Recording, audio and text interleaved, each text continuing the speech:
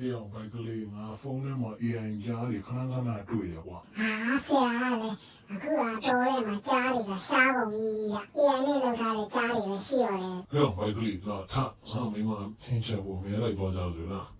အဲ့ရလည်းနေပင်ထိုးမှထားတယ်အခုကကြားတဲ့ကောင်မရနိုင်တော့ကတော့ပြီးအိမ်ပြန်မလာနဲ့နော် ကဲမသိနေရဲ့ငါမဲလိုက်ပါလိုက်အောင်မယ်အဲ့ဒါကြားသေးသေးလေးတော့မဟုတ်ကြားအကြီးပန်းနေပြီနော်စိတ်ချ ဆရာကမှကြားတဲ့ကောင်တွေ့ရေတောက်နေတယ်ဆရာကျွန်တော်ဖြစ်လိုက်ရမလားဆရာ ဖေးအောင်မဖြစ်နေဘူးကွာအဲ့ကြားကသေးသေးလေးကွာငါကြားအကြီးတွေ့တော့မှပြစ်မယ်ဖေးအောင်ဘိုက်ကလေးရှေ့ကကြားရကြီးကွာငါတို့ဖုန်းထဲမှာတွေ့တဲ့ AI ကြားကြီးလားမသိဘူးကွာ ဟာဆရာတို့ကလည်းအဲ့ဒါ AI ကြားကြီးမဟုတ်ဘူးတကယ်ကြားကြီးဗျာဆရာတို့ကျွန်တော်တို့ပြေးပြီဗျာပြေး